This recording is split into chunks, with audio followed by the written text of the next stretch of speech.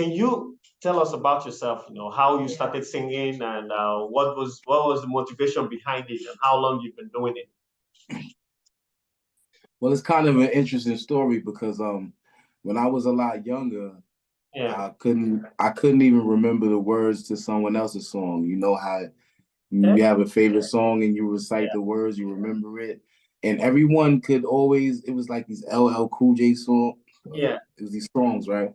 And everybody could always remember the words to the songs, but I couldn't remember the words at all. So it's a funny thing that I even got involved into this craft. Yeah. But I think more so I developed a love for it around the age of 12, 13. One of my childhood friends had his mother was managing him and his sister as a group. And they kind of like added us, you know, myself and a couple of my other friends at the time, added us to the group and just kind of like sat us in the studio and had us like writing stuff. And I wasn't even really into it. But then it was that thing that really made me interested, you know, watching the process, seeing how you record, how you can record what you write down. And I wrote my first rhyme, and from there it was just like the love of my life. That's smooth. So did you sound this good the first time you wrote your rhyme? To an extent, because yeah, I never really took it serious after that. I just always knew how to, you know, do it. And a lot of people in my area knew me for it, you know, and I used to battle dudes and stuff like that. But what really got me into it now on an industry level is when I went to prison, because I did 11 years in prison. 11. And when I went there, I decided, you know, I'm still going to be young enough when I get out of here to be able to pursue, you know, this, you know, field. And it was just something that I grew with inside. I used to practice every day. Like whatever would come on the radio, I would act like my favorite songs. I would act like as if I was on the songs with the other artists, the celebrities, and that gave me motivation and actually a skill set to be able to, you know, to do it at a high level. Yeah. So it just never left me. It was always something that I said to myself I would do no matter if I would do no matter if I got paid for it or not. It's just my love. Oh, I see. I see. So what has been your biggest challenge, you know, so far, you know, in this industry? Yeah. Well, that's a very hard question. The biggest challenge I would say is just really maintaining your presence as an artist where you may lack the resources, you know, to really put yourself on a major platform and be seen, you know, by a vast audience of people the way you need to be in order to really take off, you know. Because from what I learned, I've been like 7 years chasing this. And from what I learned over time is that marketing is like the most important thing. Yeah. You know, promotion is the best thing you could do for yourself, but marketing is everything. And if you don't really have the marketing dollars to really front major projects to put yourself out there on a broader scale, then you know it's really like a treadmill until you do that. Yeah. You know, so that's like one of the most challenging things as an independent artist is trying to do it out. You know, do it on your own. You know, grab loans and favors and come out your pocket and save up your little dollars from your job, and it's that struggle right there. It's just the grind. True. So far in marketing, which has been your biggest struggle, how did you actually have any breakthrough with any of them, or you haven't started, or you're just doing it and trying to play with the algorithm? How far has it been taking you? Oh, what, for Spotify? No, for marketing, you know, marketing yourself, promoting yourself. If, have you ever had any breakthrough with it, or is it you're still playing with the algorithm?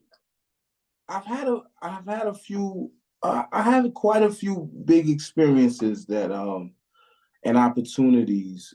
Even now to this day that people are in talks about situations I can't speak too much on, and Yeah. we have like we're at a point now where we have major marketing opportunities and Yeah. distribution Yeah. with major labels, and we can have these conversations, based on somewhat of the catalog that I built, Yeah. albeit in a short time, because I set out to initially start a independent label called Respect the Grind Music Group with two of my partners, Okay. Jay Thorough and David L. These guys we were like, in our heads, we were gonna perform the rock. It's gonna be like Rockefeller. Yeah. So JayZ to this shit, and they were gonna do the other parts, right? And then what happened was we went through a series of run of the mill like distributions that didn't really work out.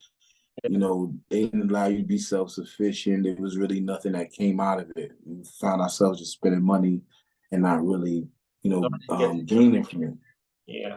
I feel you. So we decided to go out on a limb, and we made a few trips to Atlanta, a few other places. We Yeah. went to all the coalition situations, all the conferences. We Yeah. did tap concert. We just started moving around.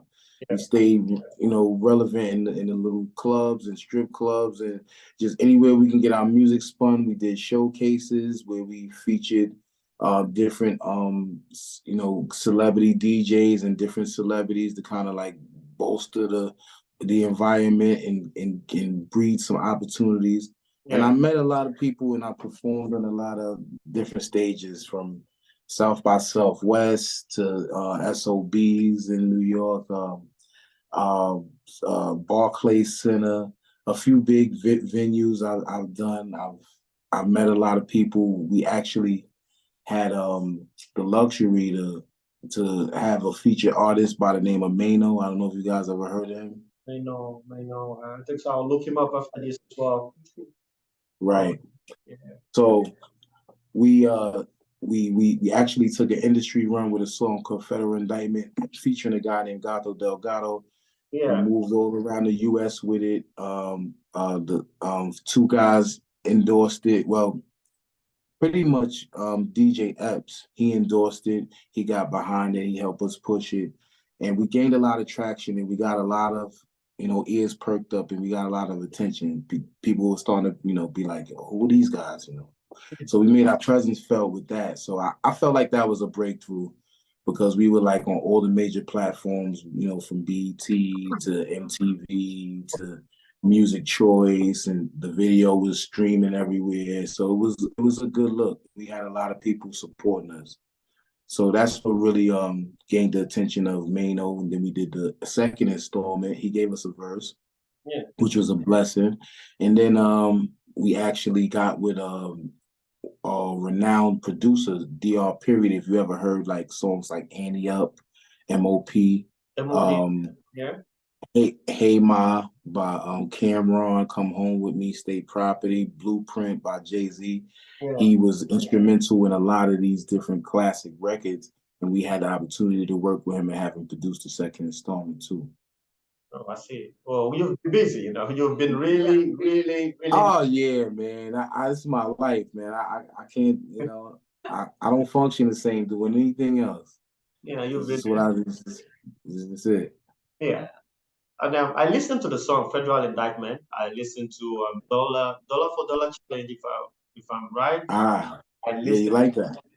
Yeah, I listened to them, and they are very, very good.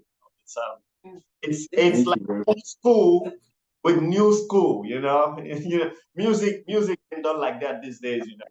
Back in the day, music was music, not like the most of the new school music. It's not what it used to be. But that your song was direct on point. It was a mixture of old school and new school, and it was really good. That, that's a very good observation, Yeah, because that's like where I am in this whole situation. Like yeah, I can blend with both generations. I'm like in the middle, right? yeah, You know, I, exactly. I, I can remember certain things from back in a certain time, but then I, Yeah, I can still I can still, blend in with the culture now. yeah, So exactly.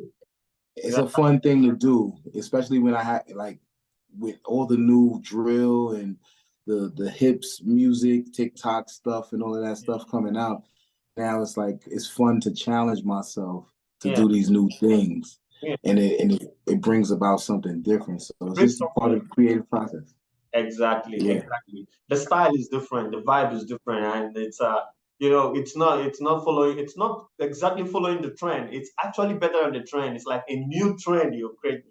It's like new thing you're bringing out, and that's what makes it different, and that's what makes it even much better than what Hmm. it's now. So it's really, really cool. And you've been really busy, and believe me, I see, I see. Yeah, really, really busy, man. I'm not playing. Yeah. Listen, they have to let me in. You know, They don't have a choice. yeah, it's a must. That's a must. This is You your. leave them with no choice. I feel Yeah. it's your birthright. And definitely, definitely. So, Yeah. besides, who is your inspiration actually? Which music artist inspires you, or inspired you to actually go deeper into making music? Hmm. I would definitely have to say JayZ. Oh, You know, that's a big one. yeah, because he's actually like not too far from where I grew up. He doesn't. He grew up in the same area I grew up in.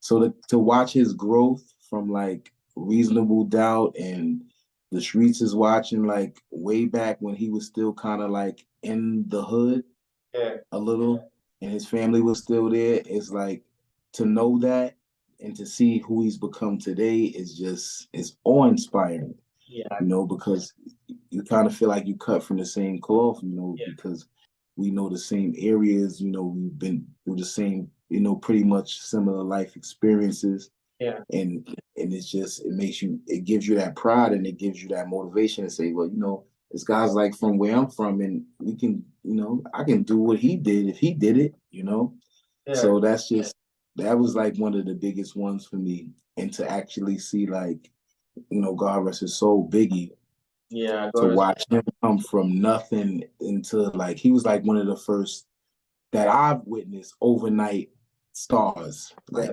this guy was just so charismatic that he just wowed the world really quickly. And it was someone that you look at not so desirably at first until you hear him talk Let and them talk. Yeah. his swag, and that was amazing to me, how you could just throw that on and then just change everyone's mind. So, like, it was things like that. Okay.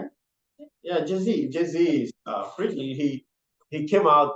You know, the story is actually very touching when it comes to Jay-Z because he grew in the hood. He did everything. He started like every other person, but today he is not just an ordinary person anymore. And he's like he's not just he made his way through music, through fashion, through everything. He went in and he penetrated. That's true. Well, for Biggie, God rest his soul. But he actually came out and then he took the world by storm and then he left as well. But anyways, it's all good. It's all good. So, have you ever passed on any opportunity, like a music opportunity that was presented to you at some time would have changed your life, but for some reason you passed on it, or you thought that it wasn't worth it at that time, and today you regret it? Have you ever had any type of? You ever? Yes. No. No. So nothing you regret at all that you should have done differently when it comes to music. Maybe I can say the only thing that I do regret is not really putting out music for me, as an artist, Yeah. a lot sooner. Cause I just started putting stuff up for streaming. Well, I Yeah. had some stuff before that I streamed through like other distros and like do it yourself types of stuff, just like trying to learn as I was going along. But like actually putting myself out there, it was just recently, a few years ago, like for real. And Yeah. trying to put numbers up, on the board for streaming and views and likes and plays and all of that stuff and really competing in the game. Um, because I spent a lot of time trying to focus on building the independent label, Respect the Grind Music Group, that we were, had in motion, and trying to like just get on songs with artists that were on the roster, trying to bolster the catalog and do things of that nature just as a whole. So I neglected my own pursuit and career. So like it kind of pushed me back to a later age, but at the same time, it's not too late. So that's why I go so hard too, man. And not that I can play catch up, but I'm just really I feel like I should have more numbers on the board, and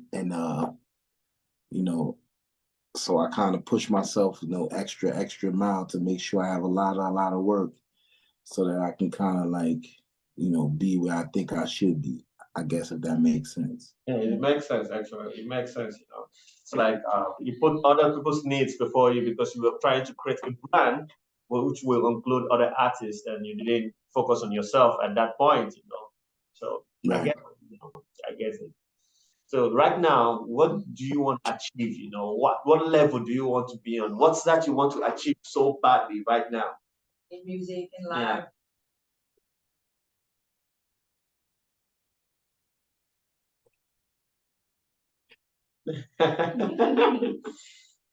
I still thinking about it. That was nice, and that was like a whole curveball. It wasn't, but it was. It was like I didn't expect that one. That's a big one. Because there's so many things that I do want to, so many different things. Yeah. But I guess if I had to put an order to it, the biggest thing that I want to do is I want to just we want to continue. I want to continue to push Respect the Grind to make it a household name, but I want all the work to count to this point, and I want us to be able to secure a major unprecedented deal in the near future. Okay.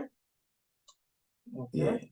So, do you prefer to be independent or under a label? What do you prefer?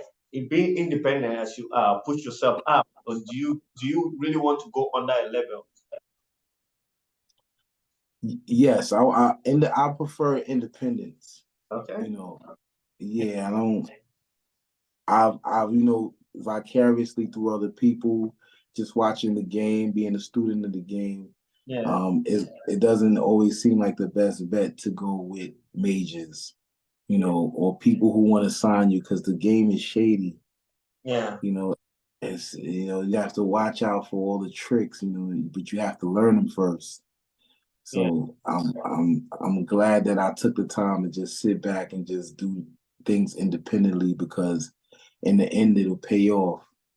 Because once I can create receipts of my worth, that from the work I've done on my own, then marketability is undeniable at that point. Exactly. Who's gonna tell me what? Exactly. If I created that for myself, then who's gonna tell me what after that? But you sign with majors, you take the upfront money, the advances, and all of that stuff, and you end up in a hole, and you end up owing them, and they end up owning you for your life, and it's messy. Yeah. So I'd rather just take this route. If it's a longer route, of course, whatever. But I'll thug it out. Yeah, a lot of music artists right now, they don't see it this way. Everyone coming up is trying to jump into a level. They are hoping that a level signs them, a level gets them known, but then they don't see, what's inside. Outside looks very nice, but they don't see what's inside. So Right. from your experiences now, you've been through a lot. You've pushed yourself even further. So what advice can you give to other independent artists out there? A lot of them is thinking about giving up because it's so difficult.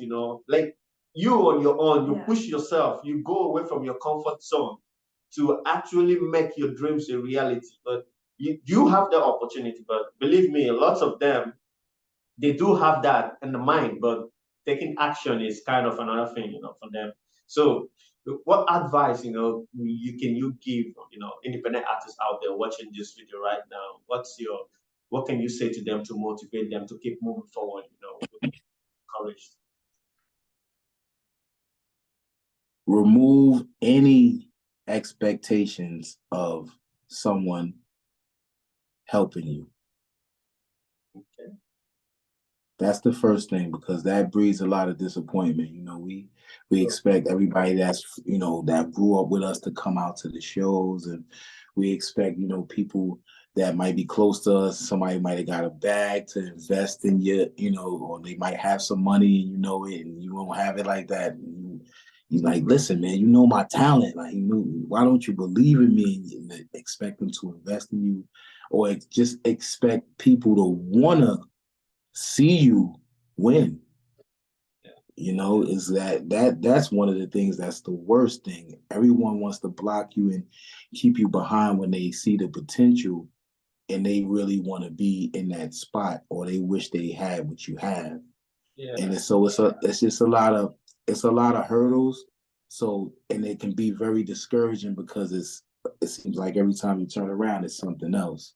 And you want to give up 1,000 times, But I always told myself, I don't care where I land, I'm gonna never give up. I'm just gonna not stop. Yeah. Something has to happen, right? Yeah, something has So that's the law of the universe. You keep pressing and pressing and pressing, eventually you break through. So, don't listen to all the opinions of people. You know what I'm saying? Some people are gonna like your music, some people are not gonna like your music. Some people are gonna like you as a person, some people are not gonna like you as a person. Some people are gonna say, oh, you're too old, whatever. You don't have enough music. It could be everybody's gonna have an opinion, everybody's gonna have a word to say about how you're handling business. But as long as you just keep pushing, it's undeniable. You have to break through.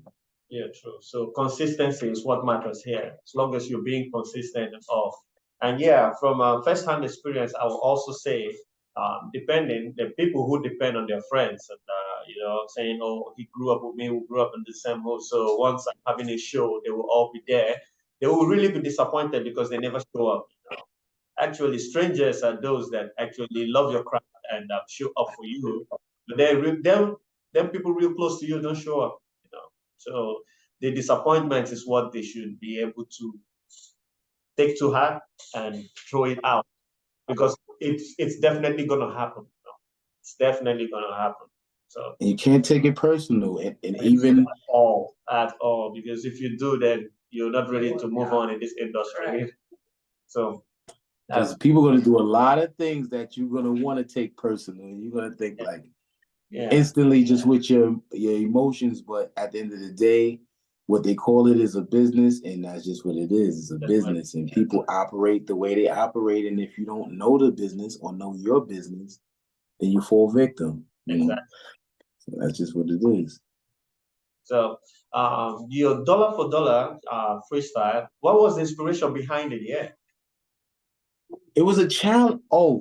It was I'm gonna tell you the real. And shout out to Yo Gotti, because he did some shit on this one. I can say that. But anyway, Yo Gotti actually he put the song out because it was his last album, supposedly, right? It was a double disc. It was like, Biggie Life After Death. So it was like two records.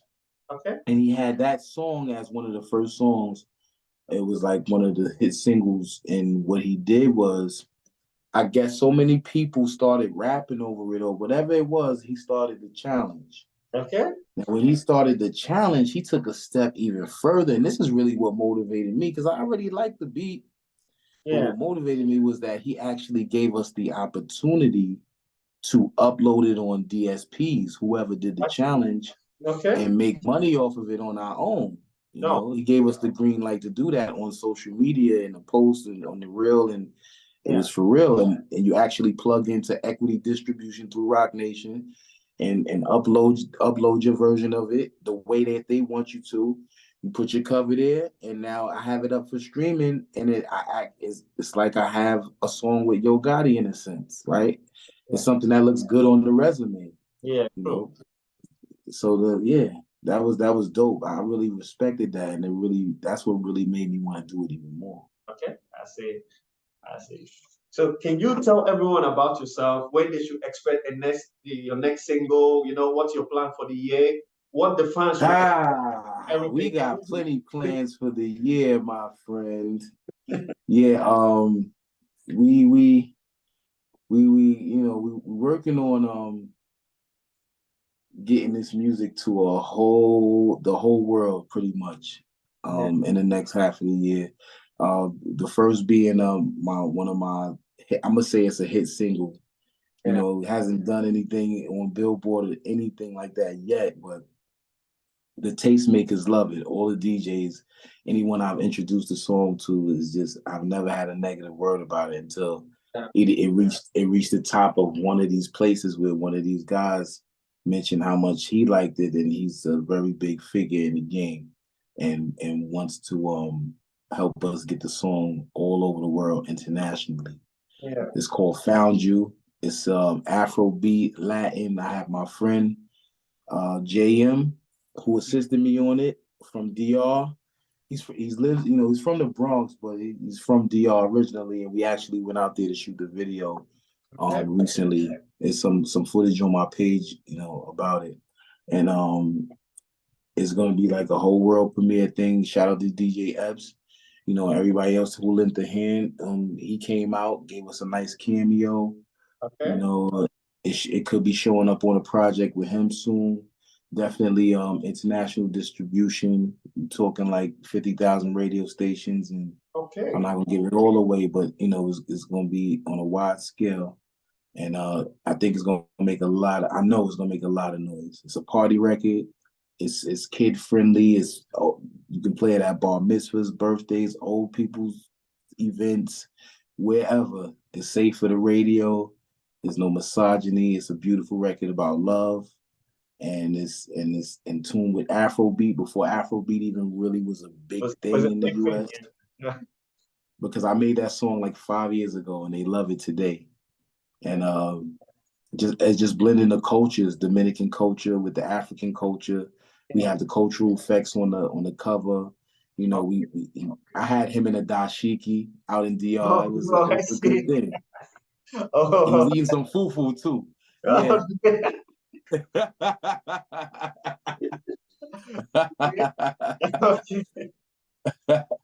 Yeah.